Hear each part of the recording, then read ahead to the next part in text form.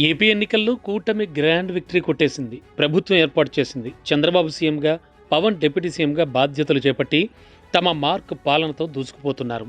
కూటమి దెబ్బకు వైసీపీకి ప్రతిపక్ష హోదా కూడా దక్కకుండా పోయింది. ఎన్నికల ముందు పవన్ను, చంద్రబాబును తిట్ల వర్షం కురిపించినటువంటి నోళ్లన్నీ ఇప్పుడు మూసుకుంటున్నాయి. కొందరైతే ఈ రాజకీయాలే వద్దు బాబోయ్ అంటూ చేతులెత్తేస్తున్నారు. అలీ చేసింది కూడా అదే. వైసీపీ ఓటమితో తీవ్ర నిరాశలోకి వెళ్లిపోయిన అలీ ఇక రాజకీయాలు వద్దంటూ వైసీపీకి రాజీనామా చేశారు. ఈ వద్దు అనే మాటకు నిజంగా స్టిక్ అయి ఉంటారా లేదా అన్న సంగతి పక్కన పెడితే పవన్కు అలీ మంచి స్నేహితుడు.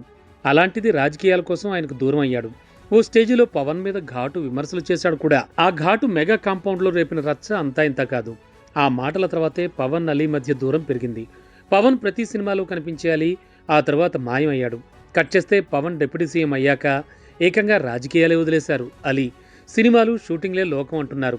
ఇదంతా పవన్ ఫ్యాన్స్ ఎఫెక్టే అని చర్చ జరుగుతోంది. మామూలుగా ఓ మాట అన్న అలీ సంగతే ఇలా ఉంది అంటే పోసాని పరిస్థితి ఏమిటి అనే చర్చ జరుగుతోంది. పవన్ విషయంలో పోసాని చేసిన రచ్చ అంతా ఇంత కాదు. జగన్కు వంత పాడడంతో పాటు పవన్ క్యారెక్టర్ డీగ్రేడ్ చేసేలా పోసాని మాట్లాడారు అని జన సైనికులు, పవర్ స్టార్ ఫ్యాన్స్ రగిలిపోతున్నారు. అలాంటి పోసాని పరిస్థితి ఏమిటి అనేదే ఇప్పుడు ఆసక్తికరంగా మారింది. పిఠాపురంలో పవన్ ఓడిపోతాడు అన్న శ్యామలకే జనసేన కార్యకర్తలు చుక్కలు చూపిస్తున్నారు. అలాంటిది పోసాన్ని వదులుతారా, నెక్స్ట్ వేసేది నిన్నే గురు అంటూ వార్నింగ్లు పంపుతున్నారు. ఇప్పటికే నట్టికుమార్ లాంటి వాళ్ళు పోసాని మీద యుద్ధం ప్రకటించారు. అన్ని తలుపులు మూసేసి పాలవాడు వచ్చినా పోసాని తీయడం లేదని భయంతో వణికిపోతున్నారని అంటున్నారు. ఇదంతా ఎలా ఉన్నా అలీ వైసీపీ ముద్ర నుంచి బయటకు వచ్చే ప్రయత్నం చేస్తున్నారు. మరి పోసాని ఏం చేస్తారు?